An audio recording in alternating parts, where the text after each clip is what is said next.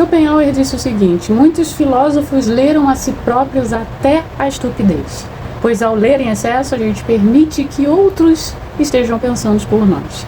Isso revela muito sobre o raciocínio crítico, que anda sendo confundido aí com a falsa crítica, principalmente nas redes sociais. Muitos sabichões aí utilizam a sua excelente capacidade de lógica apenas para invalidar os outros ou ostentar um status.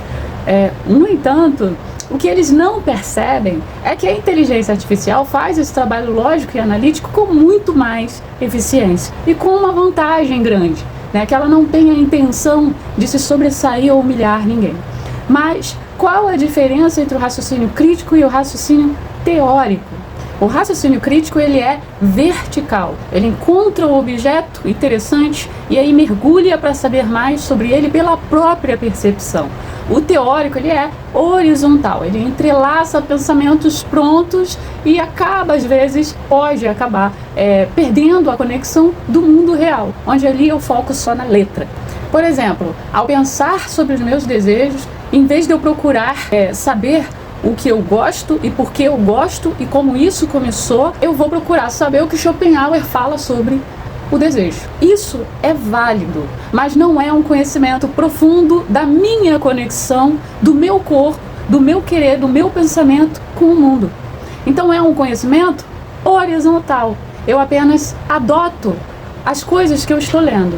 A característica do pensamento crítico é a conexão do indivíduo com o mundo, descobrindo a realidade. Então engana-se quem pensa que ele será alcançado pela maior quantidade de informações adquiridas. Isso não acontece. Por exemplo, a inteligência artificial tem muitas informações, mas ela não possui um pensamento crítico. Se você reparar, todos os grandes pensadores, eles se concentraram em um assunto específico. Sartre no existencialismo, Byung-Chul Han nas crises da modernidade, Immanuel Kant sobre a razão, né? O que a gente entende sobre isso? Que o pensamento crítico profundo, ele não é esse que você vai ficar 24 horas por dia na internet caçando gente para ficar criticando.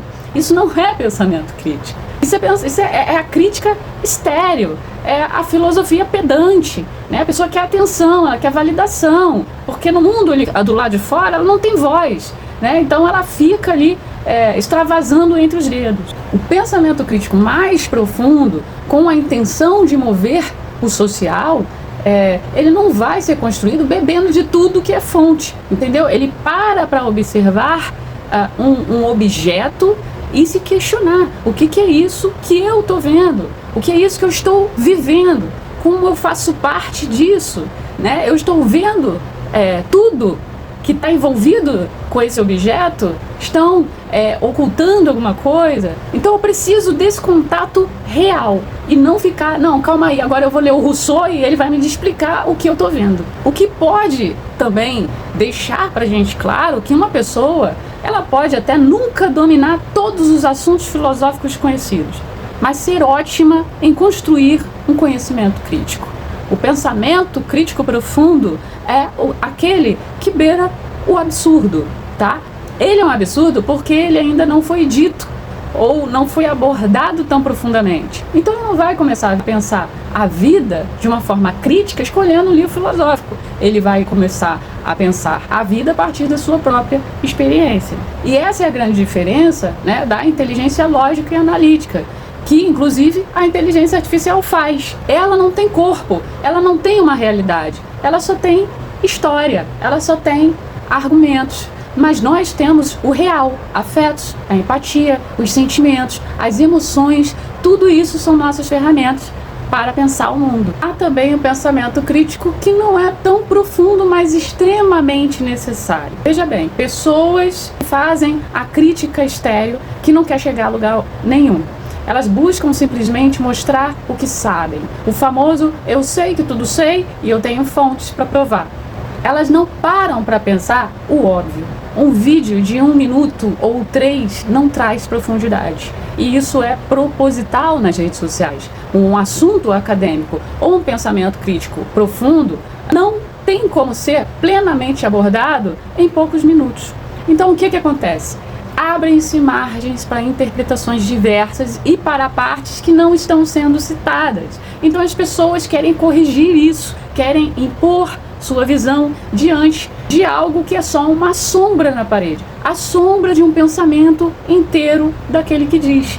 Então elas não conseguem fazer a crítica básica, que é entender que elas estão em uma rede de entretenimento exigindo profundidade para esse formato de poucos minutos. Então, não sabendo criticar essa realidade, dão-se ao papel de criticar os outros, especialmente dentro dessa ideia de entretenimento, escrevendo textões. Então, há muito mais coisas no nosso dia a dia em que a pessoa não está usando o pensamento crítico prático, mas ela quer vender a imagem que possui um pensamento crítico profundo. Eu vou até fechar com um versículo da Bíblia que diz o seguinte: se você não pode fazer nem as coisas mínimas, por que está ansioso pelas grandes?